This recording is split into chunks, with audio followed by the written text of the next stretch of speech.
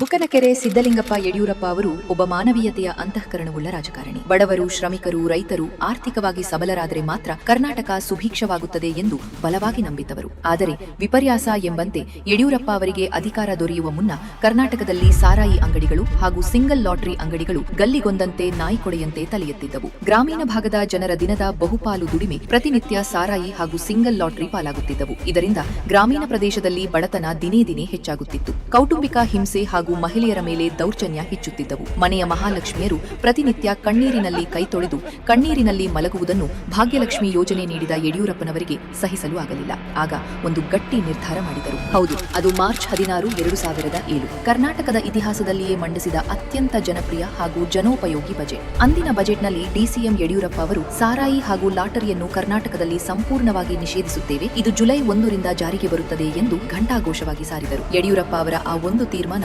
ಕರ್ನಾಟಕದ ಕೆಲವು ಪಟ್ಟಭದ್ರ ಹಿತಾಸಕ್ತಿಗಳ ನೆಮ್ಮದಿಯನ್ನು ಕೆಡಿಸಿತು. ಸಾರಾಯಿ ಹಾಗೂ ಸಿಂಗಲ್ ಡಿಜಿಟ್ ಲಾಟರಿ ಮಾಫಿಯಾ ಯಡಿಯೂರಪ್ಪನವರ ಈ ನಿರ್ಧಾರಕ್ಕೆ ಬ್ರೇಕ್ ಹಾಕಲು ಇನ್ನಿಲ್ಲದಂತೆ ಪ್ರಯತ್ನ ನಡೆಸಿತು. ಆದರೆ ಬಡವರ, ಶ್ರಮಿಕರ, ರೈತರ ಅಂತ್ಯೋದಯವನ್ನು ಬಯಸಿದ್ದ ಯಡಿಯೂರಪ್ಪ ಅವರು ಅದಾವುದಕ್ಕೂ ಸೊಪ್ಪು ಹಾಕದೆ ತಮ್ಮ ನಿರ್ಧಾರದ ಪರ ಅಚಲವಾಗಿ ನಿಂತರು. ಅದರ ಪರಿಣಾಮ ಜುಲೈ 1, 2007ರಿಂದ ಕರ್ನಾಟಕದಲ್ಲಿ ಸಾರಾಯಿ ಹಾಗೂ ಲಾಟರಿ ಸಂಪೂರ್ಣವಾಗಿ ನಿಷೇಧವಾಯಿತು. ಅದೆಷ್ಟೋ ಮನೆಯ ಮಹಾಲಕ್ಷ್ಮಿಯರ ಮುಖದಲ್ಲಿ ಕಾಣೆಯಾಗಿದ್ದ ಮಂದಹಾಸ ವಾಪಸ್ ಬಂದಿತು. ಅಂದು ಮನೆಯ ಮಹಾಲಕ್ಷ್ಮಿಯರ ಕಣ್ಣೀರು ಒರೆಸಿದ್ದ ಯಡಿಯೂರಪ್ಪ ಅವರ ಸಾರ್ವಜನಿಕ ಜೀವನಕ್ಕೆ ಈಗ ಭರ್ತಿ 50 ವರ್ಷ. ಈ ಹಿನ್ನೆಲೆಯಲ್ಲಿ ಚಿತ್ರದುರ್ಗದಲ್ಲಿ ಮೇ 9ರಂದು ಹಮ್ಮಿಕೊಂಡಿರುವ ಬಿಎಸ್ವೈ ಅಭಿಮಾನೋತ್ಸವದಲ್ಲಿ ಭಾಗಿಯಾಗೋಣ.